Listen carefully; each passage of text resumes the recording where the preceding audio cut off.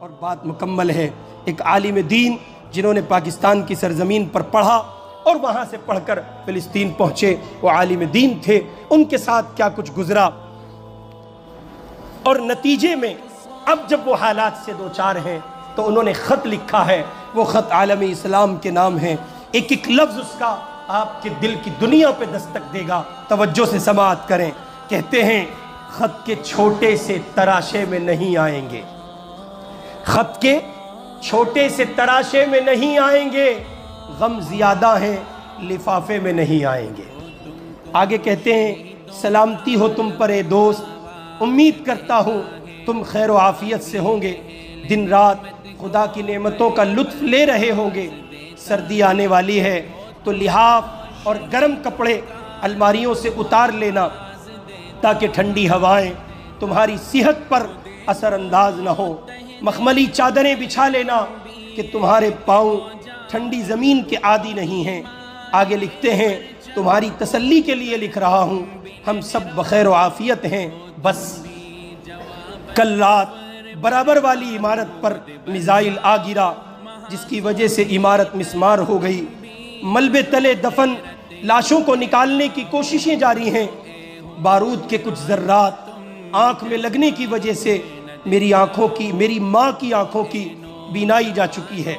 آگے کہتے ہیں بھاری ستون کندھے پر گرنے سے میرا ایک بازو تن سے جدا ہو گیا، دوسرے ہاتھ سے تمہارے نام یہ خط لکھ رہا ہوں۔ بابا پڑوسیوں کی خیر خبر لینے گئے ہیں، امید ہے کہ تھوڑی دیر میں ان کا لاشا صحیح سلامت گھر پہنچا دیا جائے گا، اور وہاں پرسوں ہی، اور ہاں آگے کہتے ہیں اور ہاں پرسوں ہی ایک چاند سے بچے نے میری بہن کے گھر جنم لیا، کل سے ہی میرے پہلو میں سویا ہوا ہے، سر کا اگلا حصہ کھلا ہوا ہے جہاں اب کچھ خون جمع ہوا ہے، لیکن آنکھیں نہیں کھول رہا ہے۔ سوچا تھا جب بولنے لگے گا تو پہلے میرا نام پکارے گا، لیکن ابھی تو صحیح سے رونا بھی نہیں سیکھا تھا کہ سو گیا۔ خیر اٹھ جائے گا، ابھی نہیں، جب اسرافیل سور پھونکیں گے۔ آگے کہتے ہیں سوچ رہا تھا ماں جی کو ہسپتال لے کر جاؤں، لیکن خبر آئی ہے ہسپتال میزائل کے گرنے کی وجہ سے تباہ ہو گیا اور 800 روحیں جسم کی قید سے آزاد ہو چکی ہیں۔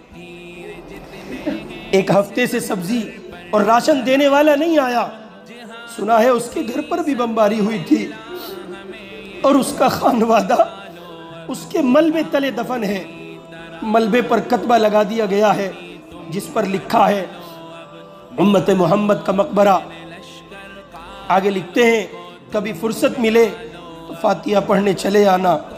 خیر یہ تو ہمارے یہاں روز مرہ کا معمول ہے، تم پریشان مت ہونا۔ اور سنا ہے تم تفسیر قرآن اور احادیث پڑھتے ہو،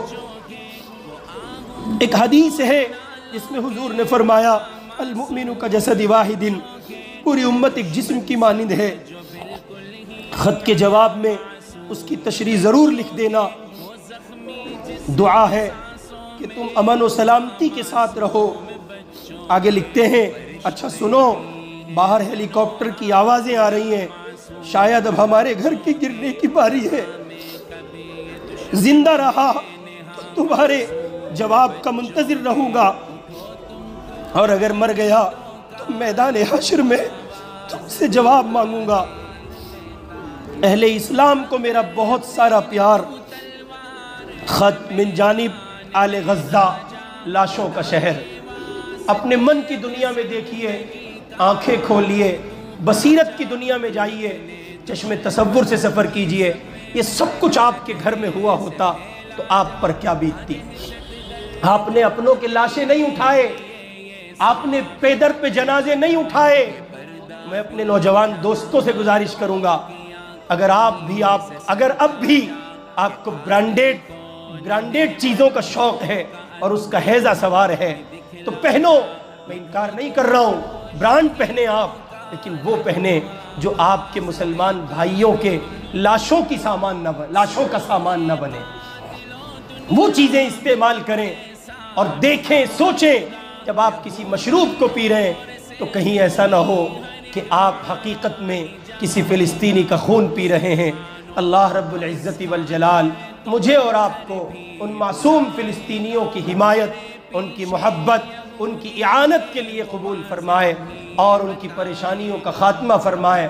ان کے شہداء کو اللہ تعالیٰ قرب کے اعلیٰ درجات نصیب فرمائے اور ان کے زخمیوں کو، بیماروں کو اللہ پاک کامل شفا نصیب فرمائے۔ وآخر دعوانا